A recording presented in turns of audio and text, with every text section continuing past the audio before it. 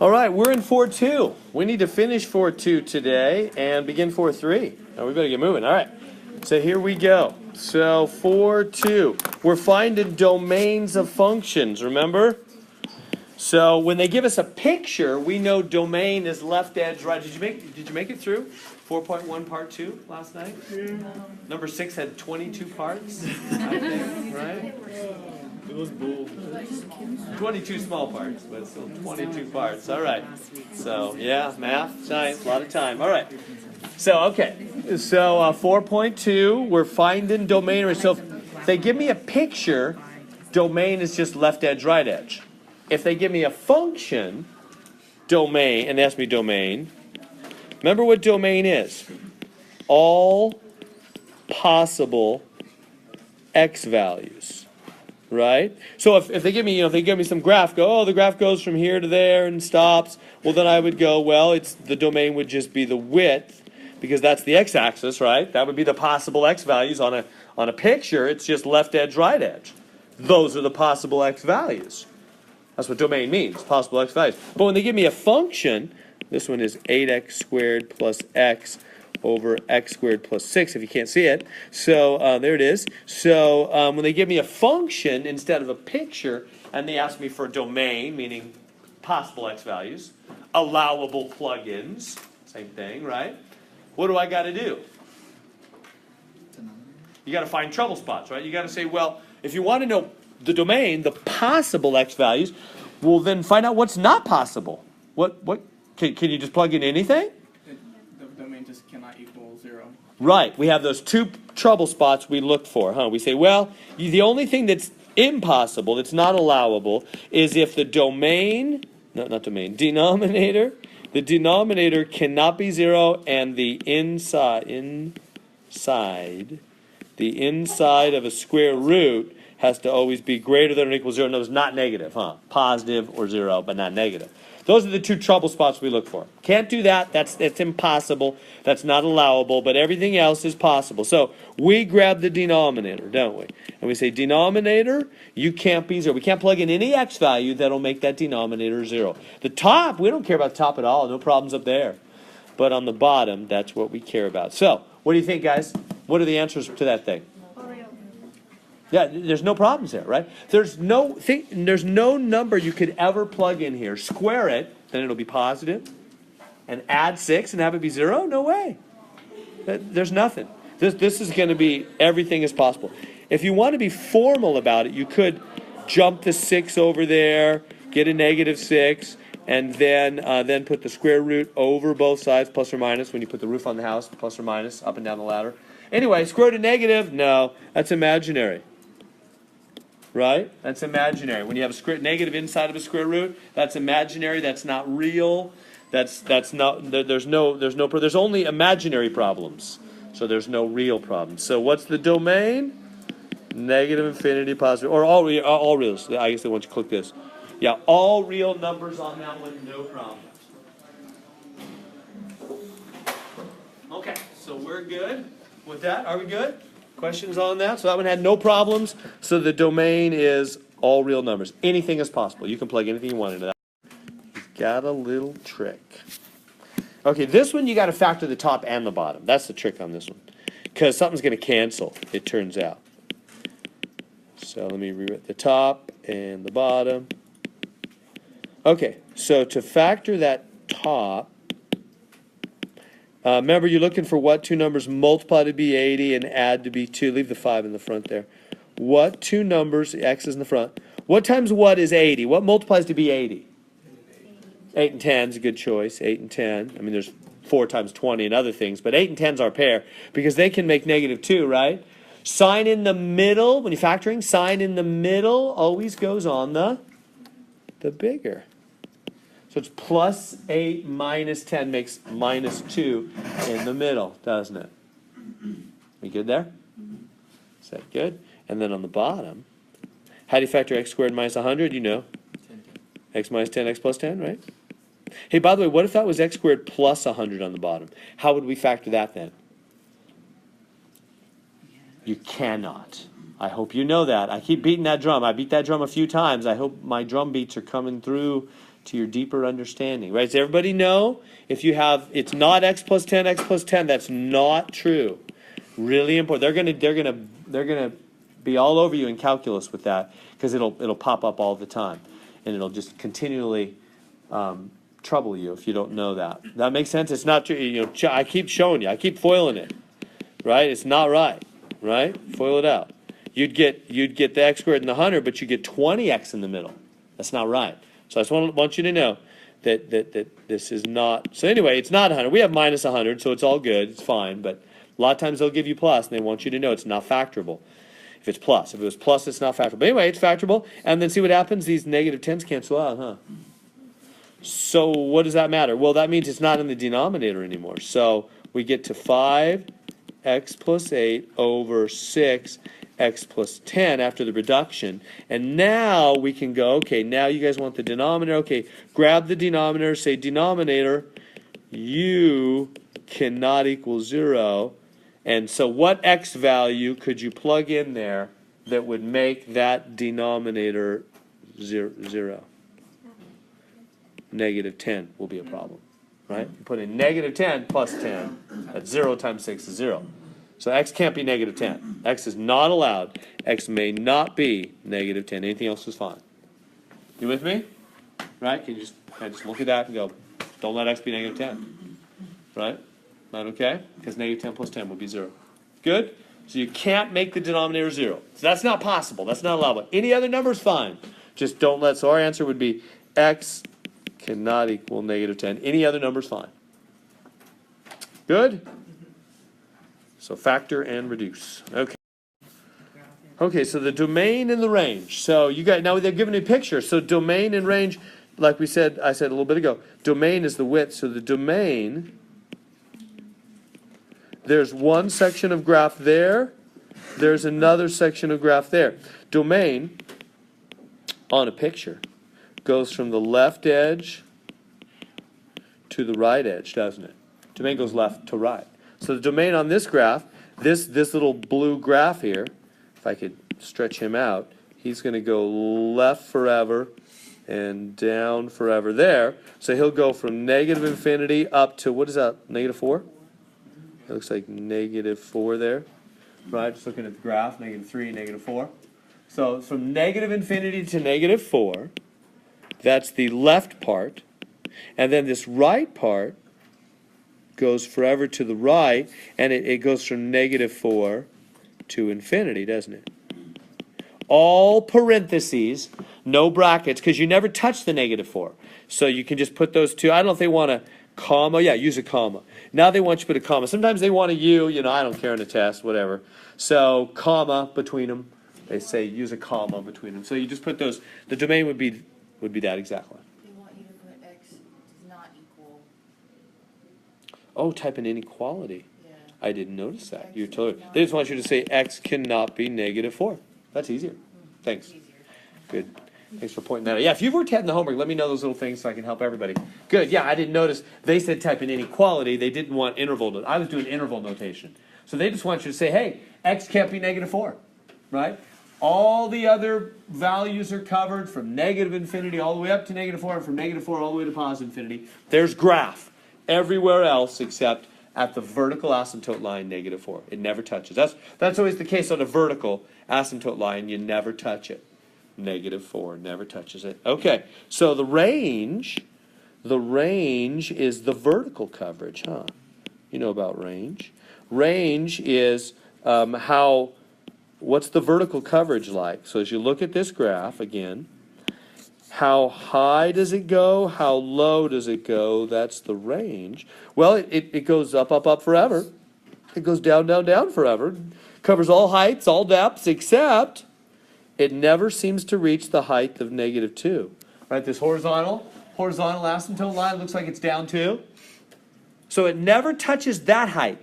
It does all heights above it and all heights below it, but it never hits the height of negative 2. So the range, we'd say x is not negative 2, but everything else, well, not x. It's y, because range is y values. So y not equal to negative 2 would be the range. Does that make sense? Let's go back and make sure. Next, they want intercepts. So they want x-intercepts, they want y-intercepts. So let's look at the graph. It's always nice when we have a picture. So can you tell where this graph is hitting the x-axis? Yeah, right there. Boom, that's the only place it touches the x-axis. So the x-intercept, do they want the whole point? Or do they want you just to say x is 0? Yeah, either that, or they might want you to give the actual 0, 0 point. Whatever. Either one. It's fine. What about the y-intercept? Where does it hit the y-axis? Well, the same place.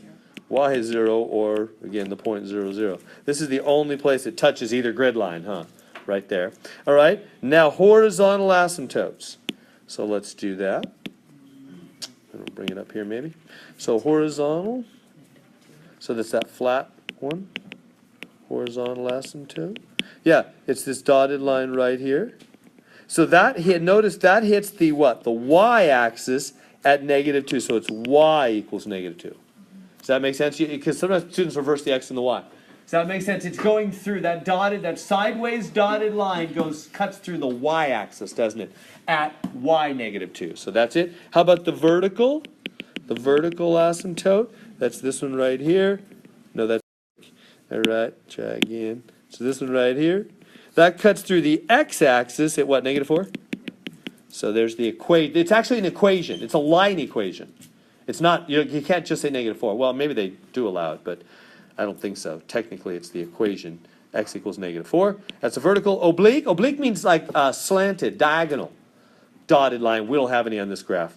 None. We will in a minute. Is that good? For there? Okay, so number 7, looking at that kind of funny looking graph. They're saying, what's the domain and the range? Okay, so what x values does it not hit? That'll be the easy way to do it. What x values are not allowed? Like it goes forever left, doesn't it? Yeah, this blue graph seems to go forever left, and this is forever down. This is forever up. This is forever down and right. So it goes forever down and right, so right, forever, and up and left, so left. So it goes right and left forever, except it never hits the middle, huh? It never hits 0. So x cannot be 0. That makes sense. And the range, how range is up and down? Does it go up forever and down forever? Yeah. Does it skip any values, high or low? No, it hits them all. Range is all reals. That makes sense?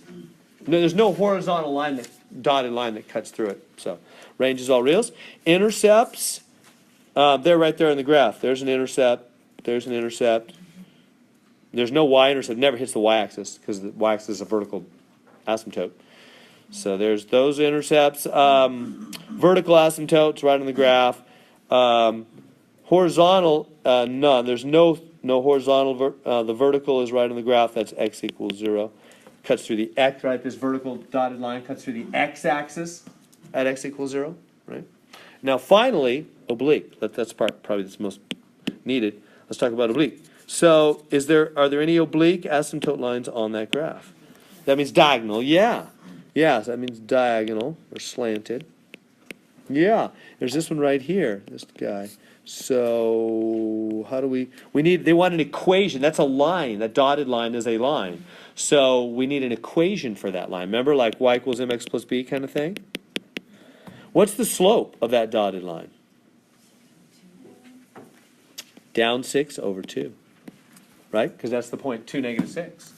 That means it goes down 6 over 2, doesn't it? Slope is rise over run. So slope is -6 over 2. X plus b. What's b? 0. Goes to the origin. Not too quick? Remember that from algebra? Remember? B is where what's the y-intercept? B is the y-intercept. Oh yeah, I was right. Where it hits the y-axis. Remember mx plus b? So where does it hits the y-axis? Right there at 0, doesn't it? The diagonal dotted line hits the y-axis at a height of 0. So the b is 0, and the slope is -6 over 2. I know because of the coordinates of the point they're giving me there. Slope is rise over run. So reduce that. That's -3x. That's the equation of that diagonal line. that oblique asymptote. Makes sense, it's negative, huh? The line goes down to the right. Is that okay? Everybody okay with that? I just found the slope real quick. By going down 6 over 2, rise over run. That's the m. The b is where it hits the y-axis at 0. No questions? Real quick, at least one of these. Okay, so we have y equals negative 6 plus 1 over x. Remember the 1 over x graph, just the basic 1 over x with nothing done to it. That one has the vertical and the vertical right on the origin. It has the crosshairs right on the origin, and it has a branch here and a branch there. That's the basic 1 over x graph. That's one of our big 6 we learned initially. So what is that negative 6 going to do to it? That's an added subtracted number, which means it's going to move the graph. It's not going to stretch it or compress it. It's not going to flip it. It's not multiplied. It's going to move the graph. Is that a y movement, an up-down, or an x movement, a right-left? Up-down. That's down 6. It's going to grab the whole graph. The easiest way to move these graphs is to grab them right in the origin. Just grab it right in the middle, move it all. So that means the asymptote lines, everything will move down 6. So what will happen is it'll be down here at 6, and that's where the crosshairs will cross, at down 6. The branches will go down with it. They'll be down there like that. Does that make sense? I just move the whole graph down 6. Move it down 6. So which one is that? Looks like B. Good? Easy enough on that? Still comfortable with what all the transformation activities do. So when you see, the way you want to do these is when you see this, you want to remember the basic. When you want to have those in your 3x5 card, it's basically 1 over x squared. And then it's got a 6 and a minus 2, and we'll get to that. But it's basically 1 over x squared. So you want to know, what is 1 over x squared basically? Well, it's like 1 over x. In fact, maybe I should give you both of them at the same time. That'd be maybe helpful. So over here, let me do 1 over x. And then we'll do 1 over x squared also. So 1 over x, we just did it. It's the diagonal lines. And this one also, they both have the diagonal lines, like that. And 1 over x has a branch here and a branch here. But 1 over x squared, do you guys know the difference? What does 1 over x squared do that's different? What is that? What does it do? Both branches are up, because x squared is always positive, right? That's the difference. The only difference between 1 over x and 1 over x squared, the asymptote lines are the same, they crosshair right in the origin, all that's the same, but x squared, both are up, aren't they? Both the branches are up, because x squared is always positive, right? Plug anything you want in, x squared is always positive. 1 over x has the positive and the negative, has the diagonal. So notice, diagonal branches. That's the best way to think about it, because if they flip the thing, now this one's not flipped, but they will do that sometimes. If they flip the things, then the branches would go here and here, like if you turn that graph upside down. Whereas if you flip this one upside down, they'd both go down. So my point is, you might get fooled looking at the multiple choice. What will help you not be fooled is to think this way. 1 over x, the branches are always diagonally across from each other. They're either here and here, or they're there and there, right? If it's upside down, they're in the other two quadrants. Whereas these guys, the branches are always across from each other. They're either sideways, or they're always sideways across, both up or both down. If you put a negative in front, then it'd all be negative. It'd flip it down. Everybody seeing that? So 1 over x squared, the branches are next to each other. 1 over x, they're diagonally across from each other. The basic one, of course, is the first and the third quadrant, and the basic one of this is the first and the second quadrant. But they do flip them and do tricky stuff. So just remember, diagonal or next to each other. Okay, so this is x squared, so we're thinking a couple branches next to each other.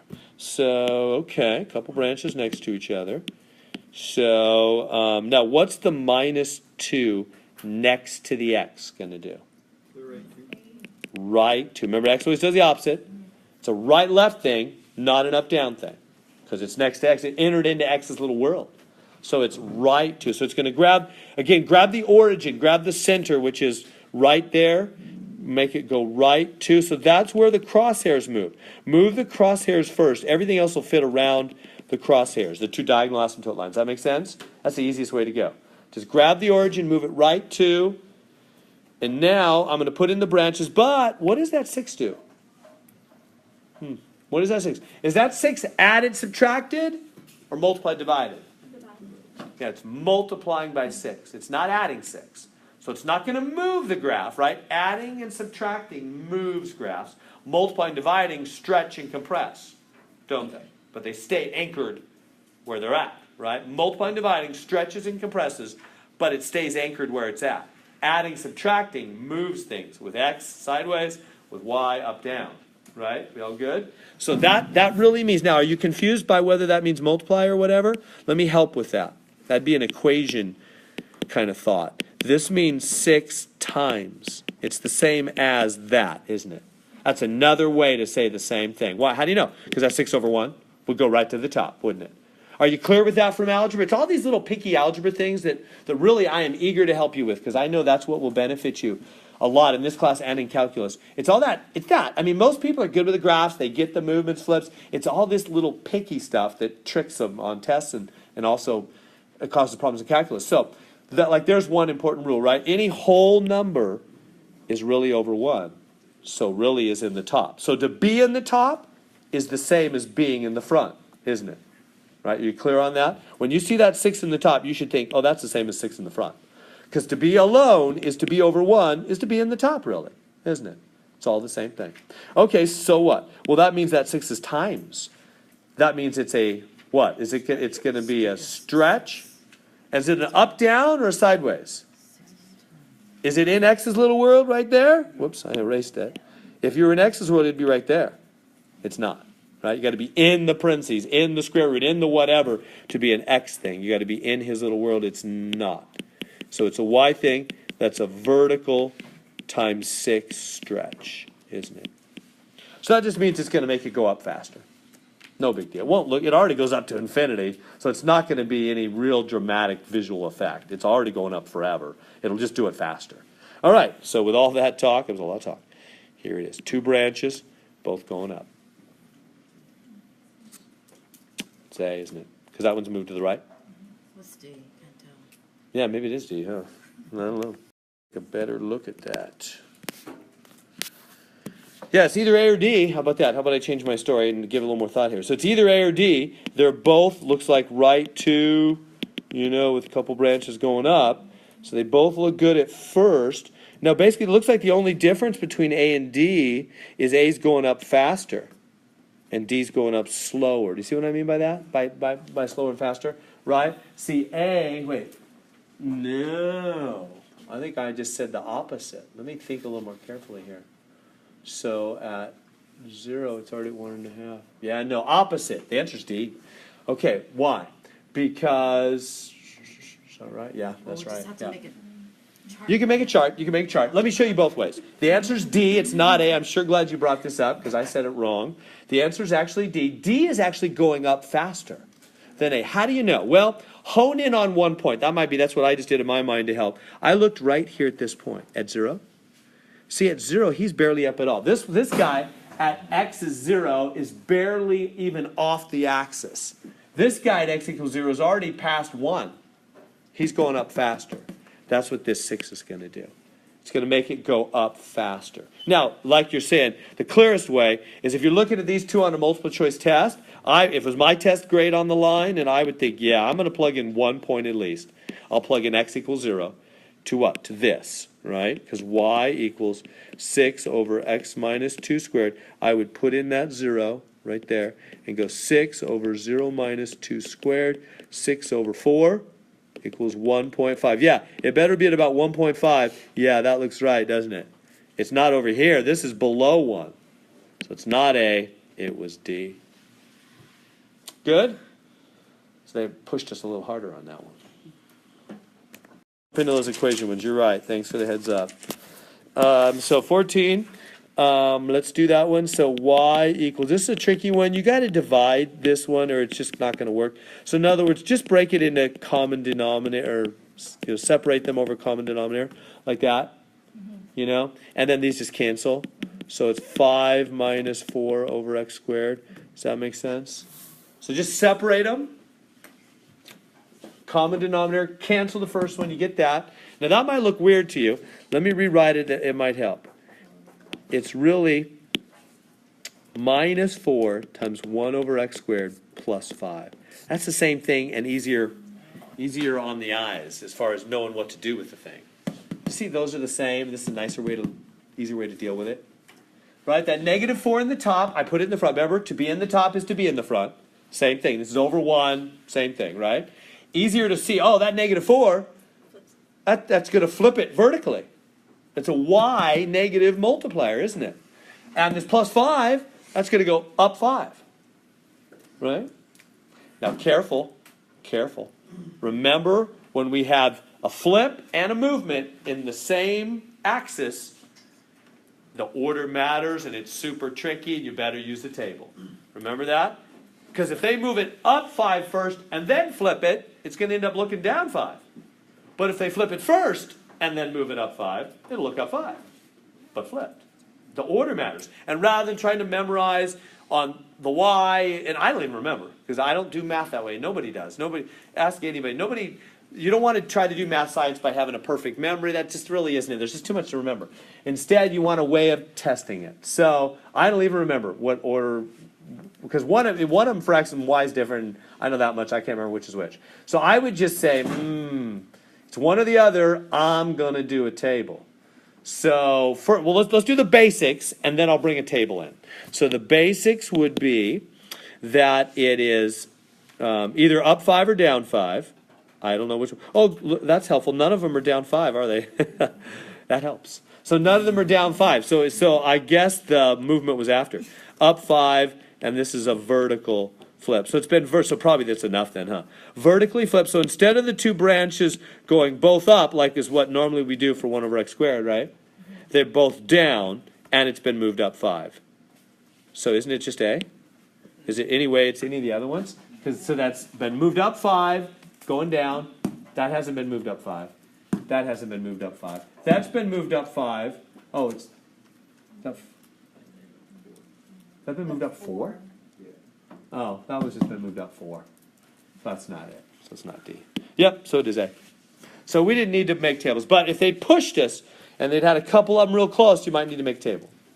Right? Plug in just 1 or 2 x, y values, you could find it. All right, I better move on. Okay. So y equals 8x over x plus 2. Now they're going to ask us, not from a picture, but from an equation. So you see how we're always playing this game back and forth in this class? They're giving us pictures and asking us questions, and then they're giving us formulas and asking us questions. Have you seen that? We have pictures. What's the domain? What's the range? Well, it's the width and the height for a picture. Then they give us a function like this. Say, what's the domain? What's the range? We have different things we do. So you're wanting to learn for pictures and for equations to do all this stuff. In this case, now we're doing asymptotes. We just did asymptotes for pictures. Now, how do you do asymptotes for an equation? Well, let me give you the facts. So vertical, first off, vertical asymptote from an equation. Vertical asymptote is like that. It's where the function is undefined. It's where it's undefined. So that means it's the same thing as domain, denominator 0. Anywhere where the denominator is 0, the function is undefined, because you can't let the bottom be 0, right? That's where the vertical asymptotes will be. That's where it won't be allowed to touch, because you can't have the bottom 0. So it's the same thing as the domain, really. Basically, wherever the bottom is 0, there's a vertical asymptote, and that's not in the domain. Both are true. You can't touch it, so it's not in the domain, and it's a vertical asymptote. Yeah? So the number that makes the denominator 0 is where the asymptote will be? Is where the vertical, we'll get to the horizontal in a minute, is where the vertical asymptote will be. Exactly. So I just grab this denominator, I say, hey, denominator, I'm really setting it equal to 0 instead of not equals, but whatever, I don't care. You get the idea. It's not really important. Technically, we're saying where it is, not where it's not, but whatever, who cares? Same thing, negative 2. So at x equals negative 2, that'll make the bottom 0. You're not allowed to plug that in, but that is where a vertical asymptote will be. Now, horizontal is a little more tricky. And they're asking us for that too, right? Yeah, they want horizontal. They want horizontal. Okay, horizontal. So I'm going to go to fresh screen. You guys got that down? Okay, so vertically you just set the denominator 0. Nothing more fancy than that. Let's go to horizontal, which is more fancy than that, which is a bigger story. So for horizontal, Same function, same question. Do the second part now. Bless you. Thank you. So horizontal asymptote. Well, I'm going to give you some different cases. First thing you do is you circle highest power or degree, same thing, term on top and bottom. So I guess it's terms, plural. So circle the highest power term on the top and on the bottom. 8x and x. Forget about the plus 2. That's all that matters. Is the most powerful guy on the top, most powerful guy on the bottom. Just circle those two. That's all that really matters. N equals numerator power. D equals the denom power. Case 1, if they're equal. Then y equals a over b, where is the horizontal asymptote, where a and b are the numbers in front of x terms of most powerful, the most powerful x terms. So if the numerator power equals the denominator power, case 1, if the numerator power equals the denominator power, then you just take the coefficients in front of those terms. A over b is a fraction. Y equals a over b is your horizontal asymptote. That's exactly what we have here. Do you see that? The power on this term is understood 1. The power on this term is understood 1. We have 8x over x. Effectively, they cancel. It's 8 over 1. It's just 8. Y equals 8 is the answer to this question. That's the horizontal asymptote. Up at 8, there would be a horizontal asymptote for this graph. Does that make sense? That's because, I know I'm not given, I just don't have time today to give like why. Because it's, I'll just say it briefly, but probably not enough explanation. If you let x go off to infinity to the right, if you plug in 10,000 for x there and there, that plus 2 doesn't matter. It's nothing, basically. It's 8 times 10,000, 80,000, over 10,000 plus 2. Plus 2, what's that? Nothing. It's 80,000 over 10,000. It's 8. Do you see y is going to eventually become super close to 8 as you go way off to the right forever? Basically, as you go way off, remember in behavior, it's like in behavior. As you go way off to the end, all that matters is the most powerful term, top and bottom. Remember, they dominate the scene, and lower power terms don't matter. So it's effectively 8. Now, there's other cases. Let me write those out in other problems. So that was all.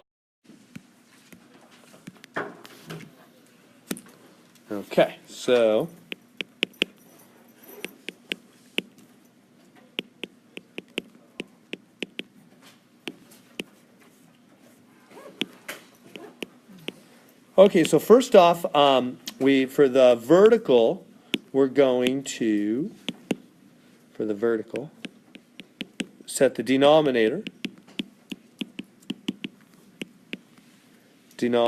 equal to 0, huh? So I set that denominator, x to the fourth minus 256 equal to 0. I got to factor that thing. Use your calculator. You'll find, isn't it 16? Yeah, 16. X squared plus 16, x squared minus 16 makes 256. How'd I get that? You root 256, and you'll find out it's 16. So I'm gonna set the denominator equal to 0. To solve this equation, I'm gonna factor. Well, why bother? Just move the 256 over and hit the fourth root button. Now, either way, I'll keep going. And then keep factoring x minus 4, x plus 4. For this guy breaks into x minus 4, x plus 4. And what about x squared plus 16? How does he fit? Good job. Are y'all getting that? I keep beating that drum, right? That one does not break down. Okay. Now, how can this part become 0? What can I plug in for x to make him 0? Positive 4. How can this part, what can I plug in him? Negative 4. How can this part become 0? It cannot, right? Plug in for x. Anything you plug in squared is positive, and then add 16, it's not going to be 0. There it is. So the two vertical asymptotes are x is 4 and negative 4. Does that make sense? For the vertical, we got to do the horizontal too. So I just factored it on down. 4 and negative 4 are the two vertical asymptote lines there. And now for the horizontal, let me come up here with the horizontal. I'll give you another case. So for horizontal asymptotes, as we've already said, number 1, if the numerator power equals the denominator, it's just y equals a over b. Number 2, if the numerator is smaller than the denominator. That's what we have here, right? The numerator power is only 2. It's lower than the denominator power. So if the numerator is lower, if you let x go to infinity, just think about in behavior. If you let x go way after, you plug in 10 million there and 10 million there. You plug 10 million in for x in both places. 10 million squared over 10 million to the 4th, that's 2 more 10 millions multiplied. That bottom is going to dominate. It's a bigger power. So what happens to a fraction when the bottom dominates? Like if I said 1 over 10 million. Is that 10 million? Yeah, that's 10 million. How much pie did you have last night, Mr. Heron? Last night, I had 1/10,000,000th of the pie. What's that? Depends how big the pie is. I just smelled the thing. I mean, that's almost nothing, right? That's no pie. That's 0. Y equals 0. When the bottom dominates, when the denominator's bigger, it's going to flatten the graph. It's like a tug of war. How about that? The bottom is more powerful and he pulls the graph down. He's more powerful. He flattens it. That's what he does. The horizontal aspect would be flat. If the numerator was bigger, let's say by 2 or more, like if he's considerably bigger, then there's no horizontal asymptote because the graph's just going to take off. The numerator will win, and he'll just pull it up to infinity. He'll win the tug of war, and there'll be no flattening out. There'll be just a launching of the graph. And then there is a step 4, unfortunately. And that is if the numerator is bigger than the denominator by only 1, then there's an oblique. That's where your oblique comes in. Asymptote, diagonal, in other words. And you find it, unfortunately, by long division, which is terrible, of the denom into the numerator. That's how you find the equation of the oblique asymptote. This is where I'm going to run out of time. You're going to be frustrated with me. That's what you wanted me to see, huh? 3 minutes. All right, you got that down? So that's all the cases. I have no more cases. So if they're equal, y equals a over b. If the numerator is smaller, it's just y equals 0. If the numerator is bigger by 2 or more, there's none. That's different than 0, right? And step 4, if it's bigger by 1, that's the painful case. It's a diagonal oblique, and you find it by long dividing denominator. Can you read that down there? Denominator long divided into numerator. So ones too? 18, 19, are those hard and important? Okay. All right, I'm going to skip the horizontal. No, I'm going to skip the vertical. You just got to factor. Well, maybe I'll just factor quick. You just got to factor. What's going to do that? 4 and 5. 4 here. 5 or 5, 8. Yeah, that's it. Minus plus 5 minus 8. Yeah, that's it. It factors. So then 2x plus 5, 0. X minus 4 is 0. So here's the vertical. I just set the two denominators 0. So x negative 5 halves and 4. So there's the vertical. I'm going to do it that quick. Move on. Horizontal. So horizontal.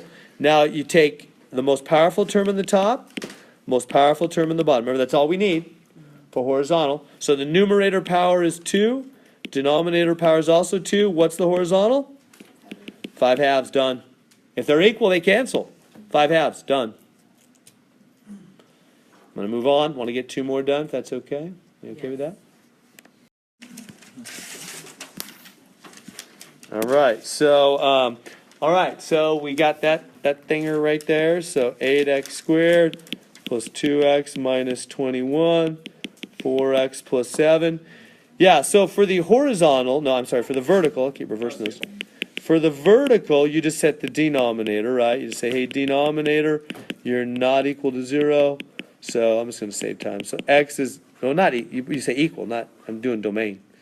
Whatever, it doesn't, I don't care about that in the test. So it's negative 7/4. Okay, so we got the vertical. Now, for the horizontal, we just take the highest power on the top, highest power on the bottom. So the numerator power is 2, denominator is 1. Numerator is greater than denominator by only 1. So that means oblique. So not horizontal, but slanted, diagonal asymptote. How do we find it? Long divide. So I'm going to come up here now and long divide. The whole numerator, even though we only use the most powerful parts to make our decision, to actually find it, you got to use the whole thing. So bottom, 4x plus 7, into the top, 8x squared plus 2x minus 21. All right. We good? With a minute here? How do we do it? You remember long division of polynomials? Probably not. 2x over. You got it. Whatever. Second term. What you put up here. So let me comfort you a little bit. At most, I'll put one of these. Probably none. But I'm not 100% sure. I'll put one or none of these on the next exam. None. It's already made, whatever it is. And I made it a month ago or So something. would you put 2x? So anyway, so let me show you. It's not super important. But anyway, 2x, that's right. Then you got to multiply both them. So that'll be 8x squared plus 14x. Right, that's how you do long division. Whatever you put up here multiplies both these guys. You write them both down there. And then you got to subtract. These are gone. 2x minus 14x is minus 12x. Bring down the minus 21. Okay? Yeah. Now, next step, look here and look here. What times 4x will exactly match, same sign, same everything, negative 12x? Negative 3. Right? And then you do it. Whatever you put up here, you go boom, boom. Negative 12x minus 1. Perfect. There is the equation of the oblique. It's y equals 2x minus 3. That's a diagonal line. That's mx plus b, isn't it? Yeah. That's the equation of the oblique asymptote. All right, guys, we made it. I'm glad you told me. Do that in the future. Tell me to move along.